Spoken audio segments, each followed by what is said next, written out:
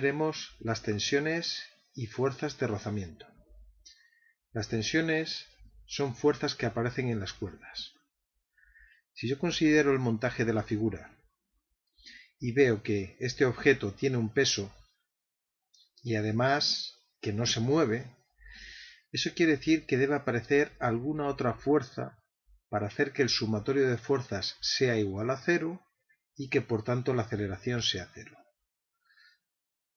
Esa fuerza es la tensión, exactamente igual al peso en sentido opuesto. Esta condición se cumplirá siempre que el cuerpo esté inmóvil o moviéndose con velocidad constante. Si hubiera una aceleración, lógicamente peso y tensión ya no serían iguales. La tensión se transmite a través de la cuerda y exactamente igual que la tenemos en este extremo, aparecerá la misma fuerza en el extremo opuesto. Siempre tendremos la tensión a pares en todas las cuerdas. Veamos otro ejemplo clásico, el péndulo simple, en el cual una masa se separa a un ángulo pequeño de su posición de equilibrio. El peso, por supuesto vertical, se separa en sus dos componentes, P sub x y P sub y. P sub x es tangente al movimiento, será la fuerza que realmente produzca el movimiento, y P sub y es perpendicular a dicho movimiento. En esta componente vertical no existe ningún desplazamiento, el objeto se mueve según la dirección tangencial. Por tanto, debe existir otra fuerza además de P sub y. Esta fuerza es la tensión y el sumatorio de ambas debe ser igual a cero para que no exista movimiento en esa componente. Si nos fijamos en el gráfico, la componente y del peso, P sub y, será igual al peso por el coseno del ángulo, debido a que lo tenemos asociado al cateto continuo.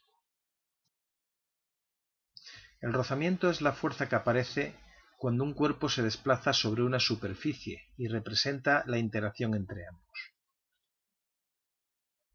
Existen dos tipos, el estático y el dinámico. El primero se utilizará cuando el cuerpo esté inmóvil. El segundo lo emplearemos en el caso en que exista movimiento.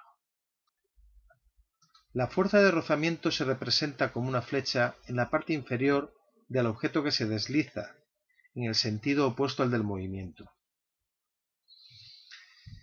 Esta fuerza depende de dos factores. Por una parte, de los dos materiales que entran en contacto entre sí, y por otra, de la fuerza con la que se presionan el uno al otro. El primer término, los materiales, se representan mediante el llamado coeficiente de rozamiento, que será propio de cada dos materiales, de cada pareja de materiales. La fuerza con que se presionan un objeto al otro es la normal. Por tanto, la fuerza de rozamiento será igual al coeficiente de rozamiento por la normal, o, en este caso, coeficiente de rozamiento por el peso. Veamos otro caso típico, el plano inclinado con rozamiento.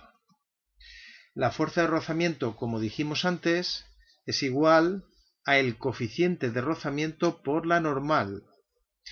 En este caso, no todo el peso se emplea para presionar el objeto contra la superficie.